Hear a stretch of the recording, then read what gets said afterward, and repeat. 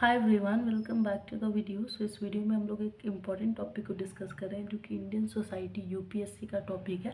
और इसके अलावा अगर आप किसी भी कॉम्पिटिटिव एग्जाम की तैयारी कर रहे हैं तो वहाँ पे भी इसका यूज़ हो सकता है, क्योंकि ये टॉपिक ही ऐसा है, वुमेन्स एम्पावरमेंट, जो कि आज के टाइम पे हम कितना ज़्यादा डिस्कस करते हैं। क्यों? क्योंकि हमारी जो कंट्री है वो पेट्रियार्कल रही है ना, पेट्रियार्कल फॉर्म ऑफ सोसाइटी रही है, जहाँ पे पुरुषों को ज़्यादा जॉब की परमिशन दी गई है और फैसिलिटीज़ मिली है। हम लोग मतलब लड़कियों का ऐसा कहना है कि भाई हमारे घर से बाहर जाते हैं वो लोग, कभी भी हम लोग नहीं जाते। इक्वालिटी की बात करते हैं हम लोग।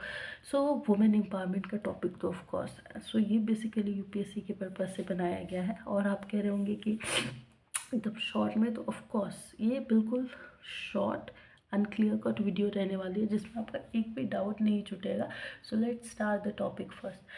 सो देखिए, सबसे पहले अगर हम बात कर लेते हैं वुमेन्स एम्पावरमेंट की, तो सोशल पर्सपेक्टिव से अगर आप बात करें तो सोशल पर्सपेक्टिव में सबसे ज़्यादा ज़रूरी है एजुकेशन, हेल्थ, जेंडर स्टीरियोटाइप को संभालना। एजुकेशन यानी कि लड़कियों को भी उतनी ही ज़्यादा छूट दी जाए घर की तरफ से। एजुकेशन के मामले में उनको सपोर्ट किया जाए कि हाँ, आप स्कूल लेवल में जाएं, आप कॉलेज लेवल में जाएं, आप पोस्ट ग्रेजुएशन में जाएं और एजुकेशन करें। एक एहसान की तरह नहीं होना चाहिए कि हाँ हम तुम्हें करने दे रहे हैं। It shouldn't be like this. बल्कि ऐसा एक नियम बन जाना चाहिए देश के अंदर कि हाँ, ये एक ज़रूरत है कि पोस्ट ग्रेजुएशन या पीएचडी जितना भी लड़की पढ़े। ये नहीं कि मेरे पेरेंट्स ने मुझे पढ़ाया, they are so good. It's nothing like that. India में ये जो हम एक बोझ डाल देते हैं लड़कियों पे, इट्स नॉट करेक्ट। बाकी जगह पे भी तो लड़कियां पढ़ ही रही हैं ना, वहाँ पे तो ऐसा नहीं होता, क्योंकि वहाँ पे education is must, education is necessary and for every one. Most importantly education, बाकी के देशों में, बाहर के देशों में अगर हम बात करें तो वहाँ पे क्या कहा जाता है कि एजुकेशन सबके लिए, लेकिन हमारे देश में कहा जाता है कि लड़कियों को हम पढ़ा रहे हैं। इसका क्या मतलब हुआ? आखिर दुनिया तो एक ही है ना। तो ये चीज़ बहुत गलत है और सुनने में भी अच्छी नहीं लगती। तो एजुकेशन जो है एक मस्ट हो जाना चाहिए, इम्पॉर्टेंट हो जाना चाहिए कि हाँ ये है सबके लिए। ये नहीं है कि लड़कियों को हम दे रहे हैं, एहसान कर रहे हैं और लड़कों का हक है। नो, लड़कियों का भी हक है। तो ऐसा एक गवर्नमेंट की तरफ से पॉलिसी निकलनी चाहिए। तो कहने को है भी पॉलिसीज़, बेटी बचाओ बेटी पढ़ाओ जैसी पॉलिसीज़, लेकिन फिर भी इतना पढ़ती हैं लड़कियां, फिर बाद में रेप होता है। तो बेटी बचाओ पढ़ाई के लिए तो हमने पॉलिसी बना दी, लेकिन उनकी लाइफ बचाने की कौन सी पॉलिसी है? इतनी मतलब कहाँ कहाँ लोग पहुँच जाते हैं पढ़ाई लिखाई करके, फिर रेप हो जाता है, मर जाते हैं।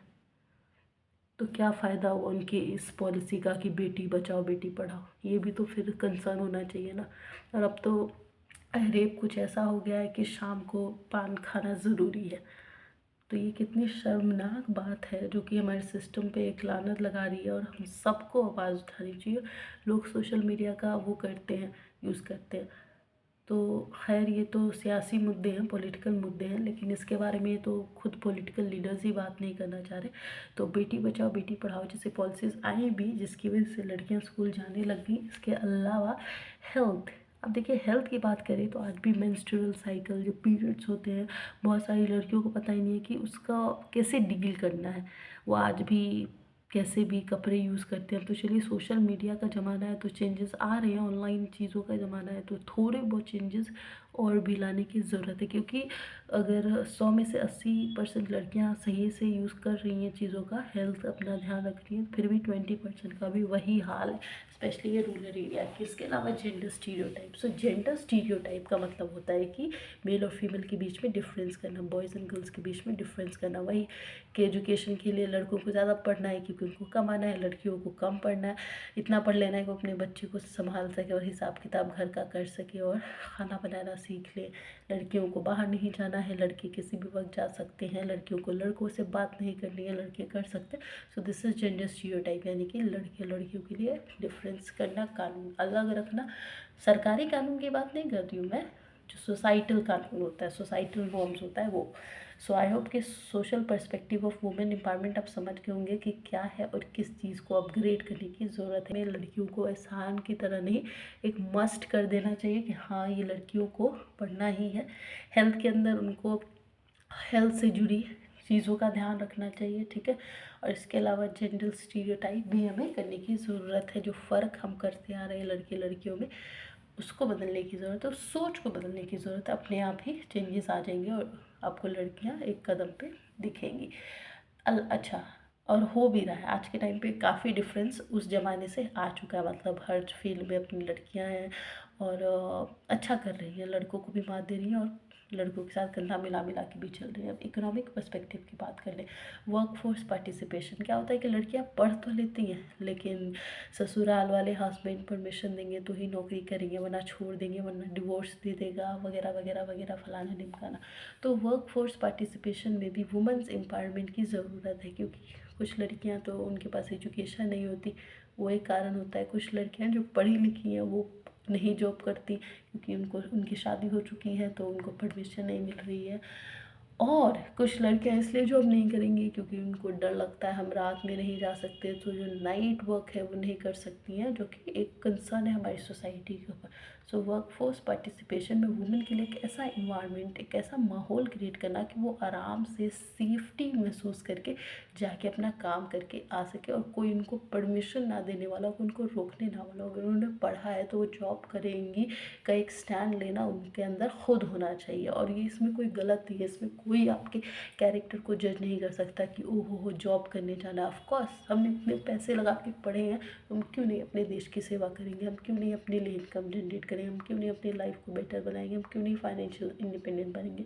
सो this is what women's empowerment in work force participation means कि औरतों को काम के अंदर वर्क फोर्स यानी कि एम्प्लॉयमेंट, जो ऑफिस वर्क है उसके अंदर इनका भी रेट मतलब बढ़ाना, इनको भी उतना ही, हमें ऑफिस के अंदर उतनी औरतें दिखनी चाहिए जितने कि मर्द दिखते हैं। सो ये मेन एक कंसर्न है।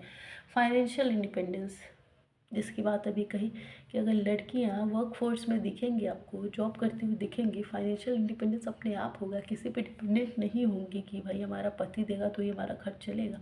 वो कमा रही है, खुद उड़ा सकती है, ठीक है। सो इसके लिए हमारे जो सेंट्रल गवर्नमेंट है उसने भी काफ़ी सारे फैसिलिटीज़ पॉलिसीज़ लाई, जैसे कि रूल्स लाए। PMAY प्रधानमंत्री का योजना है ये, मुद्रा योजना, डिजिटल इंक्लूजन, ठीक है, जिसमें बैंक अकाउंट्स वगैरह, अभी आप देखते होंगे आप स्कूल्स में जब एडमिशन लेने जाते होंगे 11th-12th में, तो बैंक अकाउंट ज़रूर खुलवाया जाता है। तो ये सब प्रधानमंत्री की द्वारा की गई फैसिलिटीज़ हैं लड़कियों के लिए, जो कि एक अच्छी चीज़ है, ठीक है। सो वुमेन एम्पावरमेंट के लिए एक बहुत इम्पॉर्टेंट फैक्टर है वर्क फोर्स पार्टिसिपेशन में, उनको बढ़ाया जाए, ज़्यादा से ज़्यादा औरतें ऑफिस में काम करें आके। ओके, नेक्स्ट पॉलिटिकल पर्सपेक्टिव में अगर हम बात करें तो एक इम्पॉर्टेंट अमेंडमेंट कॉन्स्टिट्यूशन के अंदर ही चेंज कर दिया गया था, 73rd and 74th amendment act, जिसमें लोकल बॉडीज़ में वुमेंस के लिए सीट रिजर्व होंगे, नारी शक्ति वंदना अधिनियम, ठीक है। सो ये सब क्या, ये जो लोकल बॉडीज इसके अंदर वुमेन के लिए रिजर्व है कि भाई हाँ इतनी परसेंट सीट जो है वो लड़कियों के लिए है, और वही इस पर काम कर सकती है, ना कि मर्द ले सकती है पोजीशन। इसके अलावा अगर बात करें लीगल पर्सपेक्टिव सो प्रोटेक्शन की बात करें तो वायलेंस जो लड़कियों के साथ होता है, बदतमीज़ी होती है, हैरेसमेंट होता है, इन सब को कंट्रोल करने की ज़रूरत है। सरकार की जिम्मेदारी बनती है कि वुमेंस के खिलाफ जो वायलेंस हो रहा है, जो हैरेसमेंट हो रहा है, उसको कंट्रोल किया जाए। कंट्रोल क्या, उसको ख़त्म ही कर दिया जाए, और इक्वल राइट्स दिए जाए कि भाई हाँ ये मर्द और वुमेन में कोई फ़र्क नहीं होना चाहिए। जब पढ़ाई एक जैसी कर रहे हैं, एक समान डिग्री ली है और उतना ही उन्होंने भी कष्ट सहा जॉब पाने के लिए, तो राइट्स भी तो इक्वल होने चाहिए ना, वहाँ पे हम क्यों मैन वुमेन करें। उसके अलावा लो वर्क फोर्स पार्टिसिपेशन, सबसे बड़ा कंसर्न वुमेन एम्पावरमेंट के अंदर ये हो जाता है कि लड़कियां काम करते हुए नहीं पाई जाती, एजुकेशन ले लेती हैं, डिग्री है, लेकिन फिर ऑफिस में वो नजर नहीं आती। So structural barrier reducing employment opportunity, एक स्ट्रक्चर फॉर्म होना चाहिए जिससे समझ में आए कि आखिर लड़कियां जॉब कर क्यों नहीं रही हैं, फिर उनको हमें प्रमोट करना चाहिए, उनको हमें समझाना चाहिए कि नहीं यू शुड डेफिनेटली वर्क। मैं तो कहती हूँ कि एक ऐसा रूल आना चाहिए कि एक ऐसा रूल बना देना चाहिए जैसे यूनिवर्सल आइडेंटिटी फ्रेंचाइज है कि वोट देना ही है, और जैसे है कि जब तक हम एडल्ट नहीं हो जाते तब तक हम खुद से परमिशन नहीं ले सकते, जब तक हम एडल्ट नहीं हो जाते हम शादी नहीं कर सकते। तो वैसा ही एक ऐसा रूल हम क्यों नहीं ला सकते कि जो औरतें पढ़ ली हैं, जिन्होंने जिसके पास डिग्री है, वो उनको जॉब करते हुए ज़रूर हम पाए, फिर चाहे वो प्राइवेट सेक्टर में ही कर ले अगर उनसे गवर्नमेंट जॉब नहीं निकल रही है, लेकिन एम्प्लॉयमेंट एबिलिटी ज़रूर अपना शो करे। अब तो आईटी सेक्टर इतने ग्रो कर गए, तो ऐसा एक रूल होना चाहिए मेरे हिसाब से, ठीक है। इसके अलावा इंस्टीट्यूशनल सपोर्ट की बात करें तो अफोर्डेबल चाइल्ड केयर होना चाहिए, यानी कि जो बच्चे जब वो प्रेग्नेंट होती है तो उनके लिए एक चाइल्ड केयर का इंतज़ाम किया जाना चाहिए। फिर चाहे वो स्कूल के अंदर काम कर रही है, चाहे हॉस्पिटल के अंदर काम कर रही है, कि भाई हाँ उनका जो एम्प्लॉयमेंट है वो भी इफेक्ट ना हो और बच्चा भी उनका ठीक रहे। सेफ वर्किंग कंडीशन के लिए सबसे पहले जो हम एक पोस्को एक्ट भी हमारी सरकार ने लगाया है, जो कि बहुत अच्छा प्लस पॉइंट है लड़कियों के लिए। तो वहाँ पे वॉयलेंस ना हो, हैरेसमेंट ना हो, उनके साथ कोई बदतमीज़ी ना हो, छेड़खानी ना हो, इस चीज़ का एक माहौल क्रिएट करना चाहिए। और अगर कोई करता है तो बहुत ज़्यादा स्ट्रिक्ट क्या करना चाहिए, सज़ा देनी चाहिए, पनिशमेंट देनी चाहिए उनको, जो भी वो कर रहे हैं। ओके, लीडरशिप पार्टिसिपेशन, लीडरशिप के अंदर जो मतलब पार्लियामेंट हो गया, जो कानूनी मुद्दे हैं, जो कानूनी पावर है, उसके अंदर वुमेन के पार्टिसिपेशन को इंक्रीज़ करना है, वुमेन को डिसीजन मेकिंग के अंदर लाना है, यानी कि जो पार्लियामेंट के सेशन होते हैं वहाँ पे भी वुमेन को लेके आना है, उभारना है, ठीक है। और प्राइवेट सेक्टर के अंदर वुमेन्स बहुत ज़्यादा, जैसे मैं कह रही थी ना आईटी सेक्टर हो गया, वहाँ पे भी वुमेन्स का पार्टिसिपेशन ज़्यादा होना चाहिए। क्या होता है, एक बड़ी ही हमारी कंट्री में एक अलग ही सिस्टम चल रहा होता है कि अरे सरकारी नौकरी नहीं निकली तो प्राइवेट सेक्टर में जाके क्या करोगी, वहाँ पे 10-5 हज़ार का ही नौकरी है, छोड़ दो तुम्हारी शादी होगी, ये क्या कहेंगे लोग कि कौन सा कोई सरकारी अफसर बन गई है, प्राइवेट सेक्टर में क्या कर लोगी, तो रहने दो, तुम मत को नौकरी। दब गई, क्या फ़ायदा हुआ, एक डिग्री बर्बाद हुई, जो फाइनेंशियल इंडिपेंडेंस वो ला सकती थी वो भी नहीं हुआ, और लड़कियों का और पार्टिसिपेशन घटता गया, जो बढ़ना चाहिए था वो और घटता गया। सो इस चीज़ों का ध्यान रखना ज़रूरी है कि वुमेन का डिसीजन मेकिंग में इंक्रीज़ हो, और प्राइवेट सेक्टर में भी वुमेन्स हमें नज़र आए जॉब करती हुई, उनका भी वहाँ पे बढ़ोतरी हो, इंक्रीज हो। नारी शक्ति वंदना अधिनियम, इसके अंदर क्या है ये आपने यहाँ भी देख सकते हैं, जहाँ पे मैंने कहा था 73rd एंड 74th अमेंडमेंट, जहाँ पे लोकल बॉडीज़ के अंदर भी इनके लिए रिजर्व है सीट्स। और नारी शक्ति वंदना अधिनियम ये क्या है, 33% जो वुमेन है उनका रिजर्वेशन है लेजिस्लेटिव बॉडी के अंदर, रिजर्वेशन है, समझ गए ना, लेजिस्लेटिव बॉडी जो उसके अंदर 33% रिजर्वेशन है। ये सेंट्रल गवर्नमेंट की स्कीम है नारी शक्ति वंदना अधिनियम के अलावा। इसके अलावा जो हमारी सरकार है, जो हमारे देश की सेंट्रल गवर्नमेंट है, उसने कुछ पॉलिसीज़ बनाई हैं, बेटी बचाओ बेटी पढ़ाओ, यानी कि लड़कियों को जैसे मार देते हैं कि अरे अरे फिर लड़की हो गई सो उसको मारो नहीं,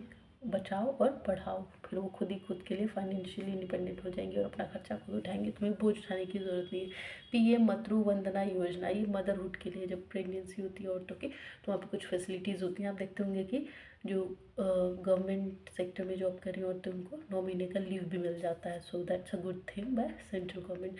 35% रिजर्वेशन लोकल बॉडीज़, रिजर्वेशन की गई है इसके अंदर लोकल बॉडीज़ के अंदर, पंचायत वगैरह हो गया, लोकल बॉडी गाँव वगैरह के लेवल 35% रिजर्वेशन दी गई औरतों को। सो आई होप कि जो ये टॉपिक है वुमेन एम्पावरमेंट, ये आपको एकदम क्लियर हो गया होगा। फिर चाहे वो सोशल पर्सपेक्टिव से, इकोनॉमिक से हो, पॉलिटिकल से हो, लीगल पर्सपेक्टिव हो, पेट्रियार्की हो, या फिर आपका पेट्रियार्की एक्सप्लेन करना रह गया। पेट्रियार्की यानी कि जहाँ पे मेंस का होल्ड ज़्यादा हो, मेंस सोसाइटी हो, है ना, समाज जो है ज़्यादा किसको भाव दे रहा हो, मर्द को।